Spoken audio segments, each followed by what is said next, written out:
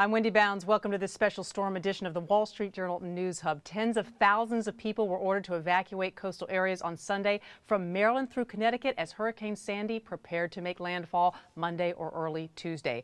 We'll be bringing you the latest from our meteorologist in just a moment, but first, a look at the storm's impact so far. At least 65 people are dead in the Caribbean, mostly in Haiti. U.S. airlines have canceled more than 4,700 flights. Sandy has even taken its toll on the presidential campaign as President Obama and Mitt Romney canceled planned appearances along the East Coast. The New York Stock Exchange, meantime, will close its trading floor on Monday, the first shutdown since Hurricane Gloria 27 years ago. Trading in all big board securities will be moved to an electronic trading platform called ARCA. New Jersey Governor Chris Christie shut down Atlantic City's casinos for only the fourth time in the 34-year history of legalized gambling there.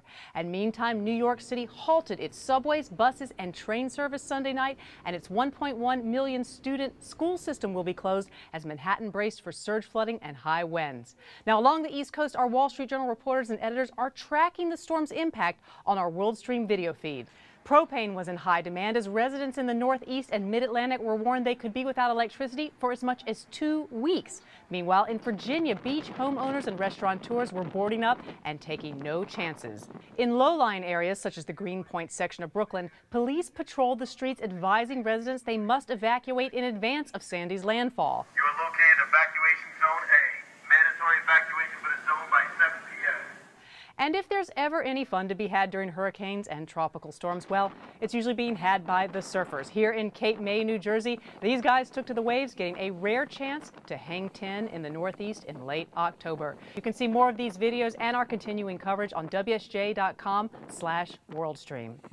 And now we want to bring in Eric Holthaus. He is Wall Street Journal's contributing meteorologist. Eric, thousands of flights have been canceled, tens of thousands of people evacuated. Now, sometimes these storms don't turn out to be as bad as expected, but they are calling this one a hybrid that has the potential to live up to expectations. Why is that?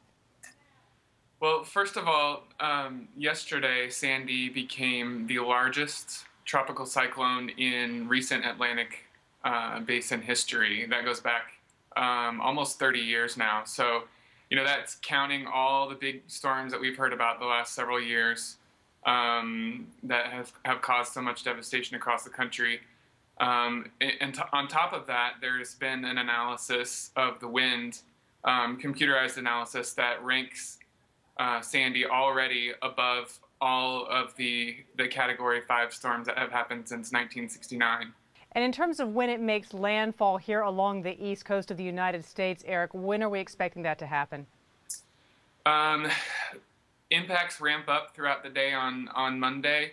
The peak surge is expected within, a couple hours of high tide on Monday evening, which Lower Manhattan, that's scheduled to be right around 8:15 p.m. So that's the time where we're starting to see probably the biggest coastal impacts.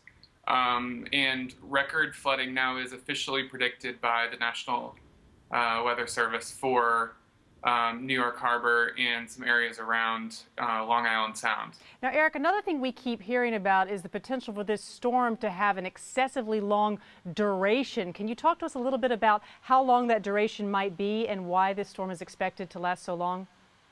Yeah, what's going on right now is we have kind of a very stable atmospheric large-scale setup where we have a high pressure just off of the south coast of Greenland, another low pressure out in the Atlantic, and then we have Sandy.